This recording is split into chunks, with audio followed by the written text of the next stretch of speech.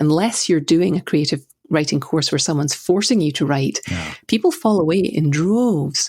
I think it's because the way that we analyze literature, we don't think about the sucky first draft. I think that's one of Anne Lamott's greatest gifts to the creative world, is the phrase, the shitty first draft. It's easy to say it, and it's easy to understand intellectually that you need to do that. But doing it is really hard. Allowing yourself to write something that's imperfect and to keep going to the end and to say, you know what, this opening is terrible and the middle's a mess, but I'm going to get to the end of this short story and I'm going to figure out what it's about. Yeah. And I can come back and edit it later. And it's the practice of doing that over and over again is the only thing that allows you to do it again. Mm-hmm. Like, I've interviewed best-selling novelists and for articles and stuff, and they all tell me the same thing. They're like, I always reach a point where I think I can't do it. And when I say, how do you get over it? They say, mostly it's because I've done it before. Yeah.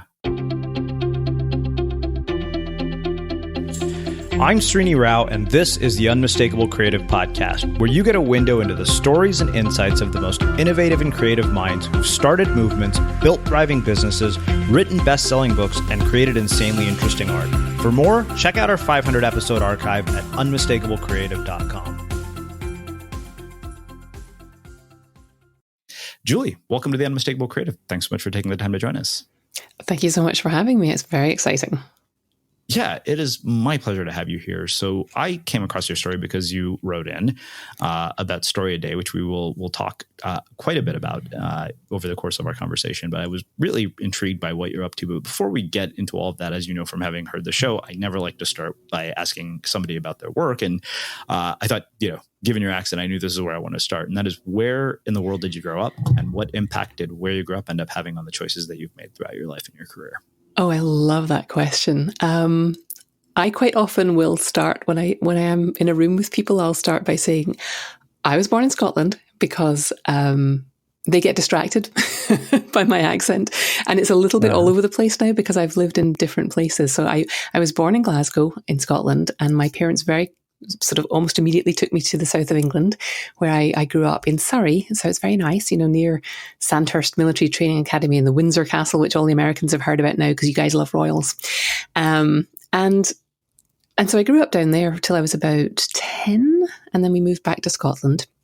So that was an interesting experience to have grown up in this very nice sort of the heartland of England, the BBC bit, right? The bit where you always used to think of that BBC accent and everything. And then to move back to Scotland, which I'd always felt like I was Scottish, but I didn't have the accent and I hadn't grown up there. And my parents, my whole family was from there. So yeah, it's kind of odd to have been in this sort of English public school, which is private school world, and then to move back to Scotland, to the west coast of Scotland, which is very green, right on the coast, but going into what Americans would call public school, and having to make that adjustment, and then going to high school with a very wide catchment area. So there were kids from mining villages and kids from, mansions. And during the 80s, when there was lots of industrial action going on and there were miner strikes. And so, yeah, I mean, I don't think, and I found, and I was just having this conversation with some other writers in my community, it's really hard to write about the places where you live as an adult, because you never feel like you're from there the way that you feel like you're from a place that you lived as a child. Mm-hmm. So that's where I'm. And now, of course, I should do the end of the story, is where I moved to Pennsylvania. I actually moved to Boston after graduating from Edinburgh University, because I was going out with a boy, and he was doing a year or two in Boston, and I was like, I'll come over for the summer and work, and so I did. And then we ended up getting married and staying, and he got recruited to come down to Pennsylvania. So it's been a long year that we were supposed to be spending here. Yeah. It's been, 25. So. Wow. So, the thing I always wonder, particularly about people who are immigrants to the United States, is how they integrate the two cultures, and also, what are the contrasts that you witness? I mean, you were educated in another country. I don't know if you have kids, but I always wonder also like how you think about education when you've been educated in another country and you contrast that with the United States. And also the other part of this I always wonder is how you preserve certain aspects of culture and heritage. And I think in particular, when your parents, if you're an immigrant, like an Indian immigrant, or, many of the others that we've had here, when they don't necessarily speak English as their first language, I think language is the very first thing to go when it comes to preserving heritage and culture, because of the fact that we grew up here. Like, I know for a fact, if I don't marry an Indian girl, the first thing to go will be language. Yeah. And that's funny because I married a Scottish guy. So before my kids went to school, they did talk with Scottish accents because they sounded like, they learned to talk from us. So they had these little Scottish accents, and then they went to school and like almost immediately dropped them. But I had been through that myself with my parents having taken me to England. And I grew up with an English accent as soon as I went to school. And then very quickly when we moved back to Scotland and I went to school there, and like within 2 weeks, my English accent was gone because that was just not going to work. And as someone, I've only recently embraced the term immigrant. I always kind of shied away from that because I hadn't really ever made the decision to emigrate. I sort of married a guy that I liked and ended up living here, and I like it here. But it's only been in the last few years that I've sort of embraced that label, and I became a citizen in 2011, and even then I didn't embrace the label immigrant. And so, but I do think about when you're raising kids here, there are things that your outlook is different. So that stuff's always going to be in the home. I think we're a little more laid back than a lot of American parents. We're much more keen for and a lot of American parents are like this too, but the prevailing culture in the Northeast Mid-Atlantic region that I'm in is fairly helicoptery. And we're not like that. We're much more, you go out, you make your mistakes and you figure it out from there. So we're not as hung up on grades and stuff, because we would rather our kids, make mistakes and figure things out. But education is kind of a big thing for me at the moment, because I feel like I'm overeducated. My husband's overeducated. He's got a PhD, did a postdoc. So we're those overeducated people. And I feel like I'm floundering the whole time ever since my kids stepped out of the house and went to kindergarten. I just feel like I don't know what I'm doing because the system is so different here. And now I've got a kid going into his junior year, which I've only just learned to call it that. My eldest is going into junior year, and everybody's talking about college, and I'm like, I just don't even. Somebody said to me last night, "Oh, yeah, I did my history degree, and I did a politics minor because I realized I didn't have to do a 300 level politics course." I looked at her and I said, "I have no idea what that means," and my kid is going to college. So I'm like, I am just asking everybody. I'm crowdsourcing my kids' education decisions because it's been fantastic for me as someone who was always academic and always bright. I always thought that I had to figure things out for myself. One of the things I have really enjoyed about moving to America has been that if I don't know something, it's not, I've got license now to say, you know what? I don't know. I just don't know this stuff. Can you help me? And that is not something I was good at when I was younger. So that's been very freeing for me. And I'm basically, asking everybody all the time, I don't know about that. Tell me. Yeah. And it feels great. It's funny when you describe that. Like I remember, my friend Sarah Peck, who has 2 young kids, who's been a guest here on the show multiple times, is going to be a speaker at our conference. I remember I had asked her a lot about parenting because I don't have kids and I'm married. And she's like, yeah, parenting is just this giant shit show. Basically what you do is you tell this kid, hey, we're going to screw you up. And your job is to go spend years in therapy fixing all the things that we screwed up about you. And I loved that moment because I thought it was so raw and honest. It's interesting that she figured that out with young kids, because I don't think I figured that out until they were in early teens and they were starting to like really come back with their own impressions of you, and they'll tell you what they think of you, and you're like, oh, okay, all right. Well, yeah, I mean, don't even get me started on being a teenager. That to me is like the worst, part of being a human, as far as I'm concerned. Yeah, it's tough. I don't it's like envy the one them. part about you that I never want to go back to. And it's tough being a parent of teenagers because you empathize and you can remember it, but you still have to put the foot down sometimes and go, that's not okay. Yeah, I hear you. You said something interesting about you being able to write about where you lived as a child because you feel like you're from there. And much like yourself, I moved a lot, as a kid. Like by the time I think I was finished with ninth grade, I'd been in 7 different schools. I lived in 3 or 4 different countries. Yeah. That's only because the town we lived in Texas, for some stupid reason, I got put in this year where every year we're in a different school. And then I think the year I got to 8th grade, they finally mixed 6th and 7th and 8th grade into one school. But, and I was back there for the first time in 25 years. Sometime, I think probably in April, Texas A&M University, College Station, Texas, this small little town.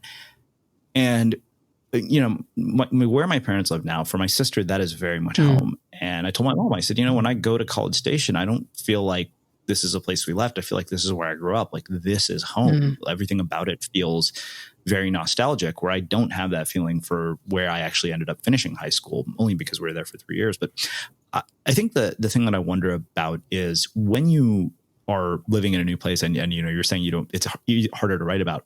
I wonder why that is. Like, what is it about, that perception that we have that we don't notice things? Because I live in this like breathtakingly beautiful place, but I probably have written far more about College Station in my writing than I ever have about living in Encinitas. It's a really interesting question because, like, I live in Pennsylvania and I'm a history major, so I was always kind of snooty about, American history and how it's not very long before I came here. But once I got here, it's only 250 years, what are you talking about? Once I got here, and I'm living in a small town that's an old steel town, and it was, not too far from the Conestoga Wagon Trail. And, there's a ton of history here. And there's, there's a ton of history here, and there's a ton of families who've just lived here for generations. And so being someone who's a fan of accents and dialect and stuff like that, I'm very aware of the fact that I can't do the local accent properly. And it drives me crazy. But it also means that I don't know how to use the words, the slang words. And I don't know if I was writing about teenagers, or if I was writing about even a woman my age who grew up here, I wouldn't know all the little things like, where did you go on a Saturday afternoon? What was it like to be in 6th grade? I was never in 6th grade. I never went, it feels like it would be more inauthentic in a way than to write historical fiction. And maybe it's just that I don't want to get judged by people who know that I'm wrong. Like historical people who lived in the 17th century don't exist, and people who live in my science fiction fantasy worlds can't come and tell me I'm getting it wrong. But if I try and write about, 2019 Pennsylvania, there's tons of people who can tell me I'm getting it wrong. So maybe it's ego, maybe it's fear of getting it wrong and looking like an idiot. But I think it's also, it's just that stuff that you just don't know as much, because when you move somewhere as an adult, you're busy and you've got obligations and responsibilities, and you don't have all that sort of downtime to just sit and look around and try and get bored and fill your time with stuff and think deep thoughts. You're kind of running from one thing to the other a lot of the time. And that's, why what you do and what I'm trying to do as well is important, to try and help people to create that space to just daydream again. Well, I think that I notice it even in my town, especially because I'm about to move now. And I was thinking about all the places in 2 years that, I've driven by 1,000 times. I was like, there's an Italian restaurant literally that is down the street from my house. I'd been meaning to check it out. I went there for the first time a week ago, and I've lived here for almost 3 years. And I thought it was so strange. And I remember we had this guest, Dave Vanderveen, who said that, you have to keep changing these channels in your brain because otherwise you get stuck in patterns you don't like. And he said that, his dad told him, he's like, I start every day by shaving a different side of my face. which I thought was really interesting because we're pretty much stuck in patterns. Like we take the same route to work, we go to the same coffee shops. I know this because this is me. Like if you become a creature of habit, and I never realized how, that just those little changes of going somewhere you haven't been, like in your own town, suddenly make your own town this place of discovery and creativity, no matter where you live. Yeah, it's funny. I just read an article about people who don't sleep on the same side of the bed with their partner every night, and this created a huge stir. People were like, "What? What are you talking about?" And and we went away for the weekend, and I realized my husband and I do that when we go on vacation. We swap sides quite often. But in our general life, you've got your stuff, and you got your stuff there, and you want to know where everything is, and it's the same. We go out for dinner, we go to the same restaurant all the time. We get into these patterns, but then you can go. And our little town actually is awesome because it's gone from being this really rundown steel town where the steel mill closed in 1987, and then there was like 10, 12 years of like really hard times, and it's being reborn as sort of like an artsy brew pub festival little town. And so during the year, there's a ton of little festivals they'll close off the main street for. And, you can go down one Saturday and all of a sudden, this street's closed off, and you walk around and you're like, oh, wow, look, I didn't even notice that little vintage clothing store, but they're sponsoring a flea market. So now I'm seeing it, and the town changes quite a lot around you. So it's one of the reasons I like living here, because it brings in different people and you see it from a whole new perspective. Yeah. Well, it's funny because, we're having this conversation and people are like, what the hell does this have to do with what she does for work? So I wonder, draw the connection for me about how, all of this brings you to a story a day.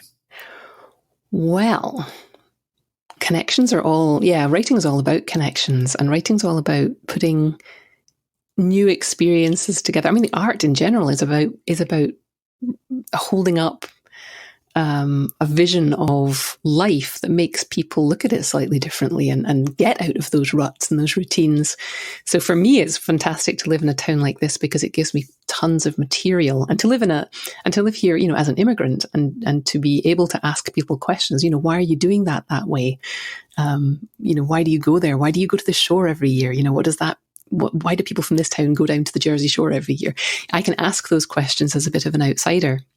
So what I do is I always wanted to be a writer, and I was failing, and I had these two young children, and that is it's a wonderful time, but it's not like an intellectually satisfying time if you're staying at home with a 2-year-old and a 1-year-old, or a 3-year-old and a 2-year-old. So I was getting a little bit desperate. And I wasn't making time for writing, which I know is something that feeds me.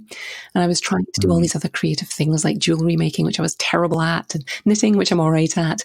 But it wasn't, I was still sitting around daydreaming. And one day I had this revelation that if I was sitting around daydreaming, clearly I was still making up stories in my head, and maybe I should write some of them down and actually have something to show for all this time I was staring out the window.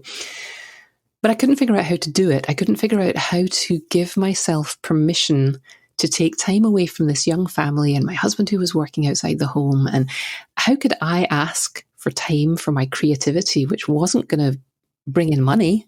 I just needed to be writing, and I hadn't done it for long enough. It'd been so long since I'd done it.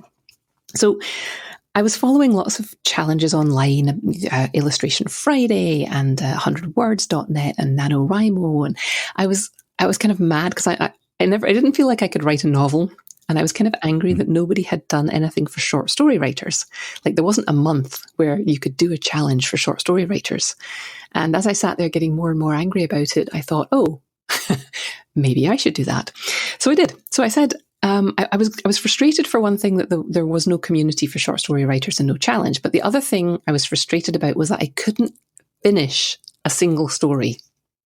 And in my brain, it seemed like if I couldn't finish a single story, then giving myself a challenge of finishing a story every day for a month would be much easier or make sense somehow. So I started telling people about it, and they started telling people about it. And within about a month, I had about 100 people who had said, oh yeah, I'll do that with you. At which point I had to actually do it. So I launched this challenge in 2010, and I said, hey, story a day, May. Let's do it. And, like I say, almost 100 people joined me. And we just went, and I slapped up a website, and I started putting prompts up in case anyone needed them. And this community started to develop in the comments and in the forums that I had put up, of people just like doing this writing that they had been putting off and doing it with abandon. And everybody was, every year it's the same. Everybody's really giddy at the beginning. They're like, I can't believe I'm going to try and do this. And then the first day they post, they're like, I did it. I wrote a story today. And it gets a little bit more difficult in week 2. But once you get through that barrier, you've started to form relationships with other people who are doing it with you. And you've started to figure out, what time of day works for you, how to get permission, how to give yourself permission, and how to inform the people you live with that you will be taking this hour to go away and do the thing. And by that point, the people in your life have started to notice that when you go away and do the thing, you come back downstairs and you're much happier and you're much easier to live with. And so if people can get to like the middle of the month and still be writing, they will make it to the end. And then they're just like, everybody's ecstatic. And you'll learn so much about your own patterns of creativity and how to make space for it in your life. It's just a fantastic experience. And I'm always so excited to see what people learn as they go through. Yeah.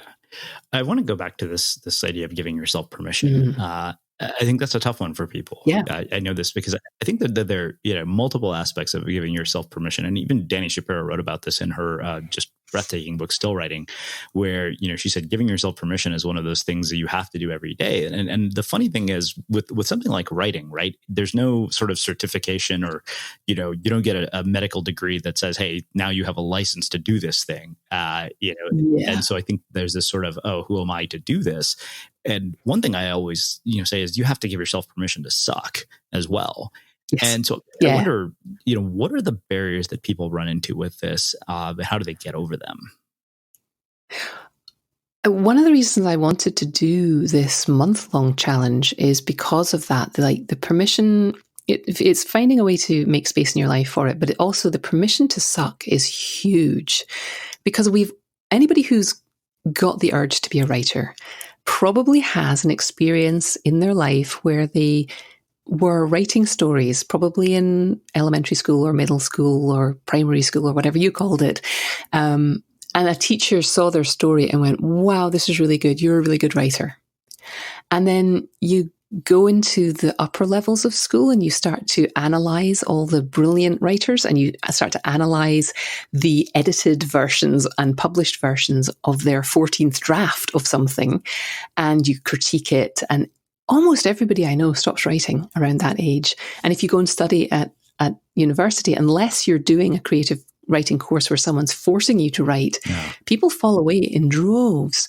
And I think it's because the way that we analyze literature, we don't think about the sucky first draft.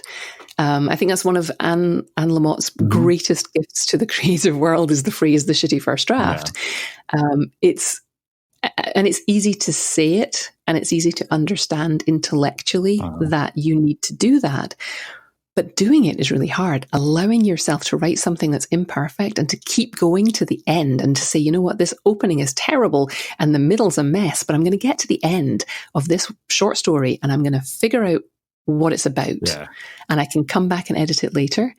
And it's the practice of doing that over and over again is the only thing that allows you to do it again. Like I've interviewed best-selling novelists and for articles and stuff, and they all tell me the same thing. They're like, I always reach a point where I think I can't do it. And when I say, how do you get over it? They say, mostly it's because I've done it before. Yeah. So, giving yourself permission to suck is fine to say, but actually doing it over and over again is tough. So, yeah, I put Story a Day together to give people a venue in which they can do that very thing. Like I say to people, you are not going to write 31 good stories. You might write one good story. You might write 2 if you're lucky, but you'll write, and I let people make their own rules. They don't have to write 31. They can decide to do 3 a week or whatever. Yeah. But I say, your stories aren't write at a pace that sort of almost guarantees that you're not going to be able to write well, and it will be so freeing. Well, yeah, I mean, everybody knows I write 1,000 words a day, and I always say, look, I'm not a great writer. I just write a lot. Some of it happens to be worth reading. And I think that there's a really hilarious line in the movie With Honors with Joe Pesci where and Brendan Fraser, where Brendan Fraser is a senior at Harvard, and Joe Pesci somehow gets his hands on this kid's senior thesis. He's a homeless guy living in the basement of a library, and he starts throwing all the pages of the thesis into the fire.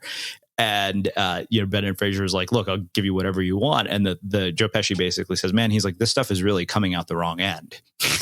That always stayed with me. I said, yeah, that's why they call it a shitty first draft.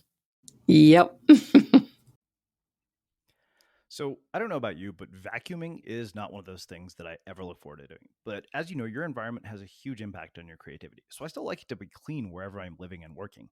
But now it doesn't have to be something that you deal with. If you're like me and you grew up in the 80s, you probably fantasized about the day when cleaning your house would be like it was for the Jetsons, meaning you don't have to lift a finger. Well, the good news is that we're already kind of living in that future. And the easiest way to make sure your floors are clean every day is with the Irobot Roomba robot vacuum. It cleans up after itself. The Clean Base automatic dirt disposal takes convenience to a new level, automatically empties its own bin into an allergen lock bag that holds 60 days of debris and traps 99% of pollen, mold, and dust mites, so you can forget about vacuuming for months at a time. Let the Roomba clean for you instead. It learns your home, finds dirt, and empties itself on its own. It's got powerful cleaning performance made effortless. Remember, if it's not from Irobot, it's not a Roomba. To learn more, go to irobot.com/unmistakable. I think and quantity. I was just going to say, I read in, I think, Julia Cameron's book, the creative, The Artist's Way. Artist's Way, yeah. Thank you. She says, I think that was the first place I discovered this idea of I'll handle the quantity, the quality will follow. And I just hated that. I was mad at her. Like, I put the book down and I was like, what are you talking about? I'm a writer. I'm the one who's going to be making it good. And, it was only when I surrendered to the idea that, no, you can't save it. You can't save up all your creativity and all your best ideas, because you get more creative when you're being creative, and you see the connections and you put the ideas together when you're actually doing the work, not when you're thinking about doing the work. Yeah. What have been the kinds of stories that people have chosen to tell as a result of this? I really wonder, because, I think I've seen writing be this tool for all sorts of things. I mean, what James Pennebaker at UT Austin has done work around the fact that this can be an incredibly healing tool when you write about painful experiences. So I wonder, what are the kinds of stories that people have told in your community? We get all kinds of stories, and I don't require people to publish the stories anywhere, because they're meant to be shitty first drafts, and maybe they're going to brush them up and send them out to markets and try and get them published, and they have done, which is always thrilling. It's not the purpose of what I do, but I'm always thrilled when I hear that one of the stories has found its home. So I've seen some of the stuff that people do, and we get, everything is as many people as turn up are the different types of stories, and within that, you'll find people writing one type of thing at the beginning of the month and a totally different type of thing at the end of the month. Some people do use it for writing backstories for novels and for writing memoir. And some people are just playing and seeing what comes out. We get science fiction stories. We get really sort of painful, personal tragedy stories. We get comedy and weird little creatures. Like the first year we did it, somebody told a story in tweets, which was pretty new at the time, and it was this story of somebody who was out in the wilderness, and the tweets were getting more and more desperate as time went on, and that was really fascinating to see that kind of thing, because the wonderful thing about short stories is that you don't have to stick to the narrative form. You can do all kinds of weird and wonderful things with them, and people do. We get everything from that sort of therapeutic memoir, digging into your past writing, to wild flights of fancy. Well, I think Trevor Noah, if I remember correctly, literally published a book that was nothing but President Trump's tweets. Oh, yes. Which I think would be hilarious to read. But, so I think that really the other thing that really struck me about what you said when you wrote in was that many of these people aren't doing, this thing for a living. They're just doing it for its own sake. And I want to talk about this because in one way, I feel that on some level, some of my work is a disservice to that narrative because of the people that I bring to the show who have all found a way to make a living off of their art.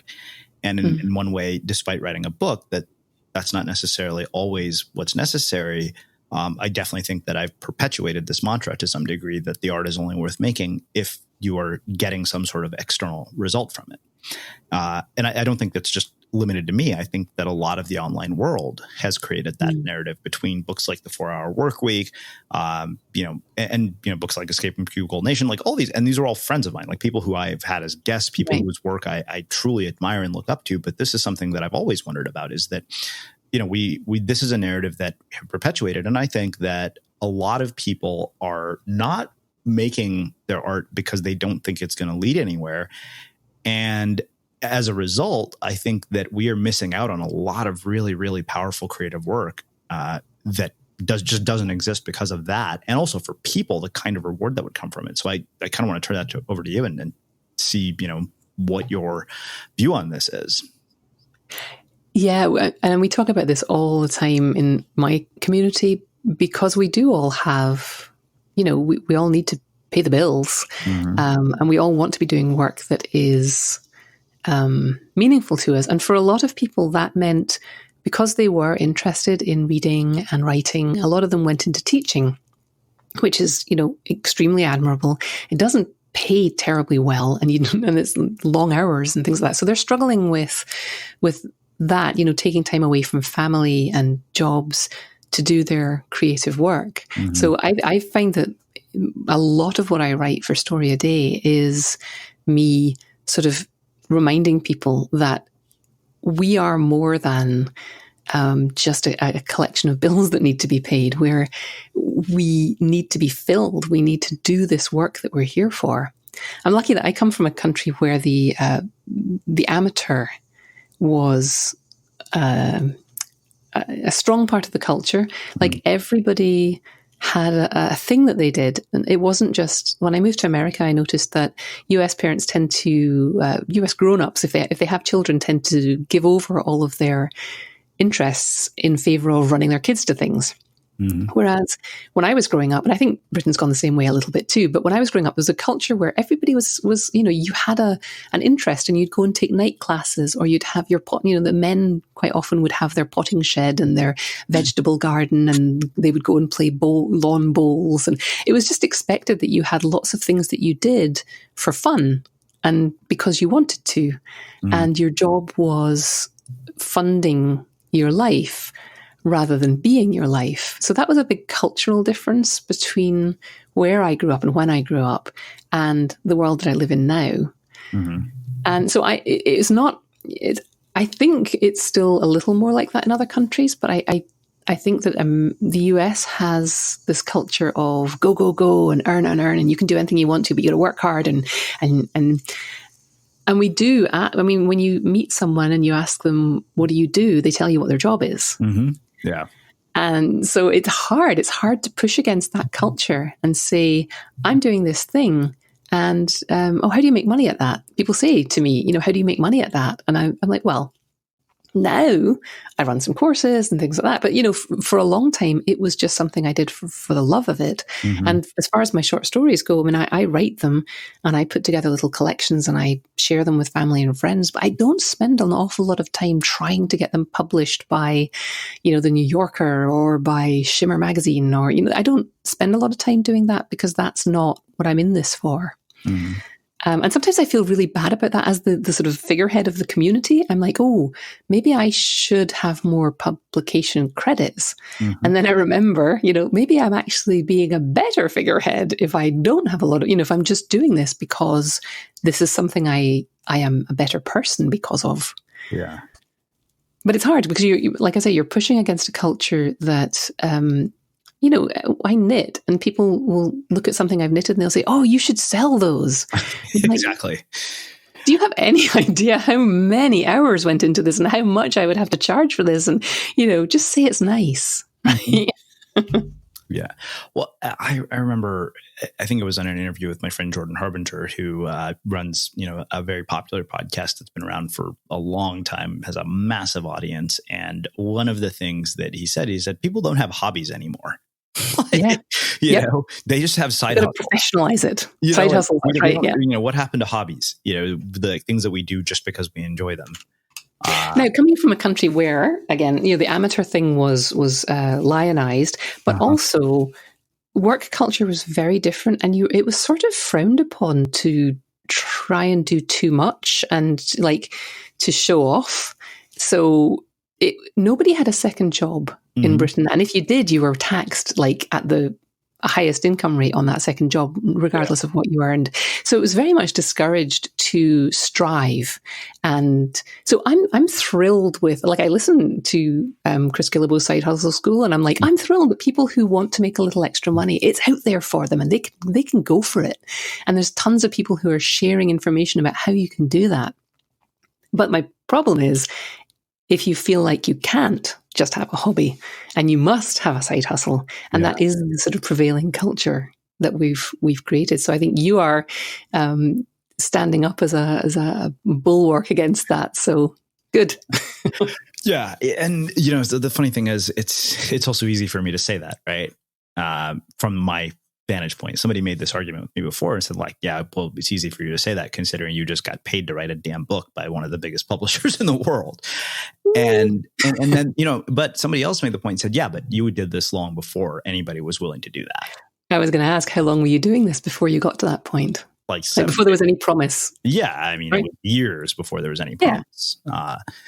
If it hadn't gone that way and you hadn't got the book deal, would you still be doing this? Probably. Yeah. I mean, the thing is that I realized that, and everybody I talk to that I've sat as guests here, friends who have, really just prolific bodies of work, most unanimously, it's these people would be doing this thing even if nobody was paying attention, because it wasn't about getting attention. It never was. And I think that to me is one of the blessings and curses of social media, is that this thing has caused us to confuse attention with affection and attention with accomplishment. Whereas, attention is a byproduct in my mind. Yeah. And there's also the complicating factor of I do believe that people creating art deserve to get paid for what they're doing. So I don't want to say, oh, you should just do it for the love of it. If you're creating something that people want, you should absolutely get paid, and you should get paid fairly. You should get paid. People should think about all of the ripples in their lives of a fantastic book or a fantastic piece of art, and pay the creator in accordance with the value that you get from it. But you can't jump straight to that stage normally. And it's got to be okay for people to just, my husband plays the guitar. He could play in a band. He's really good, but he doesn't. He does it for fun. And that's okay. Yeah. Yeah. Like I said, I think in one way we've kind of complicated this narrative, because I think that people are oh, I get to listen to all this cool stuff. I get to discover all these cool people. I get to learn from them. And this is a model of possibility. And yet, in my mind, those same models of possibility also create a great deal of dissatisfaction where there probably was none to begin with. Or we just were good at shoving it down. I think about previous generations who had to work a lot harder than a lot of us for what they had. And there wasn't time. I mean, and it exists today. I'm not saying it doesn't exist today, but a lot of people don't have any free time, and there are phases and seasons in our lives where it's just really, really hard to find time for the work or I shouldn't even say work, for the activities that make us more fulfilled. And it can be really hard, and we're lucky if we get to combine that with earning a living. But there's also, when you start to earn a living from the thing that was your avocation, there's a different relationship to it, which I don't know that people talk about enough. Mm-hmm. Like everybody talks about, oh, you should go professional. You should, but when you go professional, you're no longer just creating it for yourself. You're no longer creating the thing that you want to and possibly doing your best work. You're dancing. You're a dancing monkey for someone else, whether it's your huge audience. I can tell you firsthand that once you get paid to do your creative work, it fundamentally changes how you do that work. You have to be very mindful about how you're being perceived in every situation. Like I remember I got some bad feedback from a speaking engagement. Granted, I got raving feedback from that same speaking engagement. And that's kind of how it goes, I think, with feedback. But you kind of realize, like I participated in this project where, it was on TV, and I told people, I was like, look, I'm not in a situation where I can just speak my mind without consequences, even though our president doesn't seem to understand that, but that's a whole other tirade. Like I was like, look, when I say something, everything I say basically implicates every single person who's ever bet on me professionally, whether it's an investor, whether it's a literary agent, whether it's a publisher, because everything I do is a reflection of the choices that they make. So like, you're no longer in this position where your actions are only influencing the consequences of your life, but they're influencing everybody else as well. And I think that is one of the strangest things about getting paid to do creative work, because what got you there in the first place was not doing any of those things. Yeah. And I've read a lot of interviews, and like I say, I've interviewed a bunch of writers, and they talk about that, being able to do your work for yourself and then having to do it, in public is a very, very different beast. Well, I think that's, one of the things, Audience of One, my other book, was spreading very slowly, but then it kind of just picked up steam at word of mouth. And we've been doing very little promotion or marketing of this book. And for some reason, it seems to have struck a chord. And I think about something Ryan Holiday said, that, he said, you want something that is a perennial seller. And he said also, if your happiness is dependent on how this thing sells, he said, that's a recipe for profound disappointment, because you're handing your happiness over to something to which you have no control over. Yeah. There's a guy who writes and does podcasts, Mark McGuinness, who has a book about that, and it's about motivation for creative people. I think that's actually the title.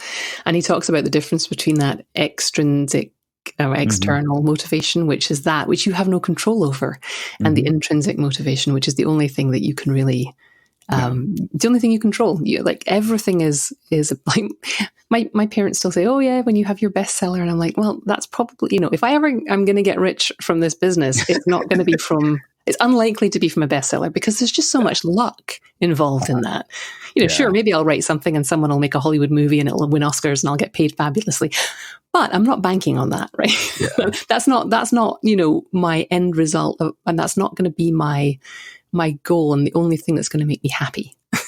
Well, I think even for people who, like you said, achieve that, right, there's luck involved. And I think it would be irresponsible for any one of us who's had this opportunity to say, oh yeah, like it's all due solely to my hard work and my work ethic and my artistic brilliance. That would be total bullshit.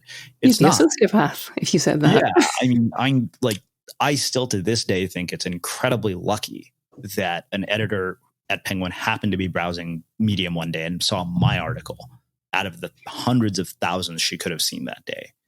And the fact that you graduated at that moment in time where, a solid career wasn't necessarily going to fall into your lap. So it was a moment in time which gave you this opportunity to look around and go, well, what am I going to do? And, how am I going to do it?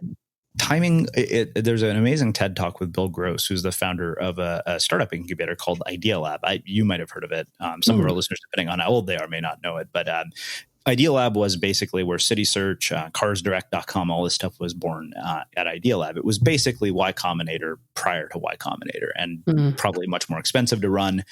And of course, it went bust sometime after the dot-com bubble, because every one of their companies was one of these dot-coms. But one of the things that he talks about in this TED Talk, he gets on stage and he analyzed something like 250 startups. And he said there was only one common pattern between all the ones that succeeded. And he was like, what's that? Timing. Like the same company, if they'd started at another time, wouldn't have been successful. Like, think about it. Why isn't Friendster Facebook? You know?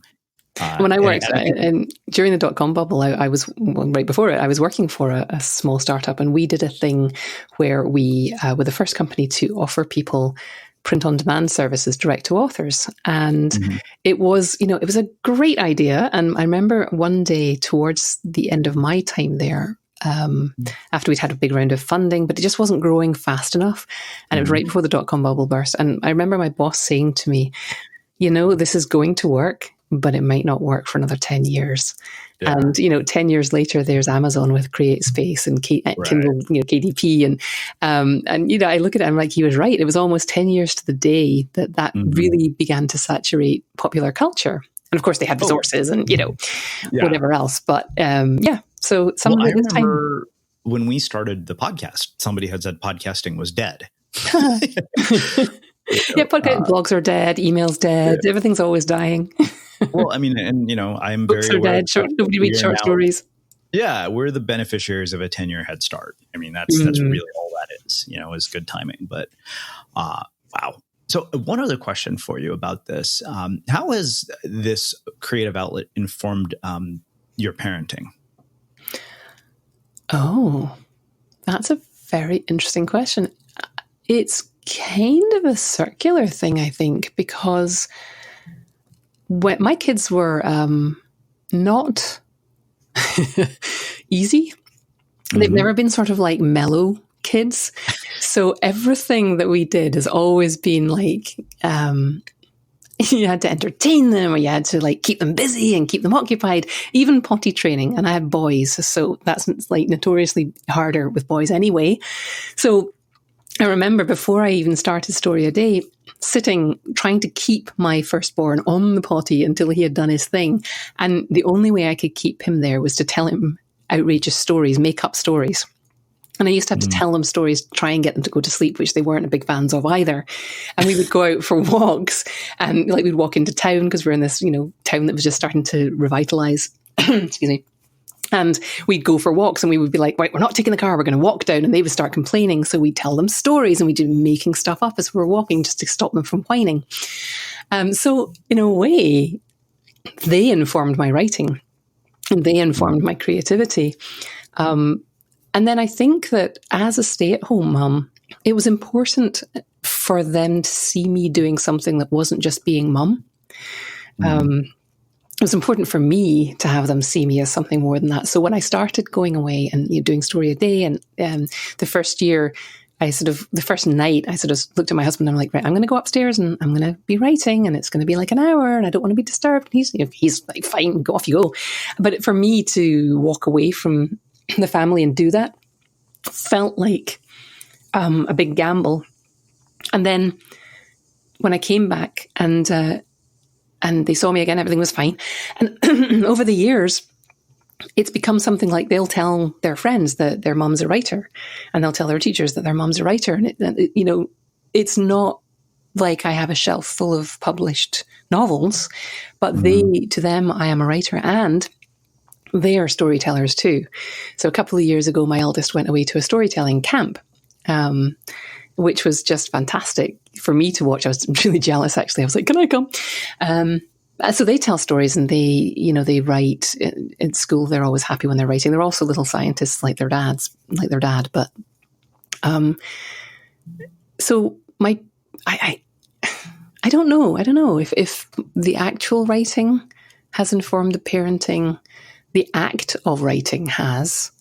You, as a creative person, you tend to be looking deeply at the human condition. Yeah. And so that's something that it's hard to be a hard-ass parent when you're constantly thinking about all the variables. Like, well, I understand why you're upset about that, and I understand why you're acting out about that.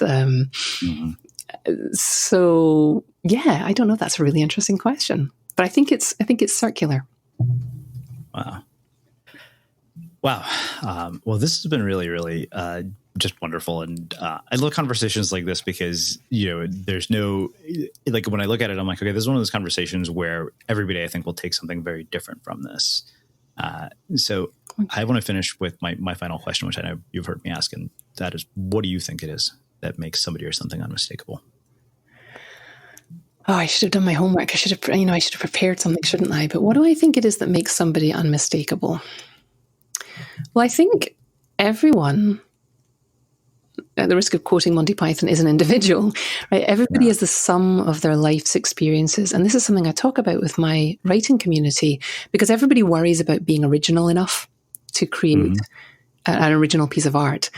And I say to them, you can't help but create an original piece of art, because every thought you have is the result of every experience that you've had in your life, every place you've lived, every friend you've had, every enemy you've had, every book you've read.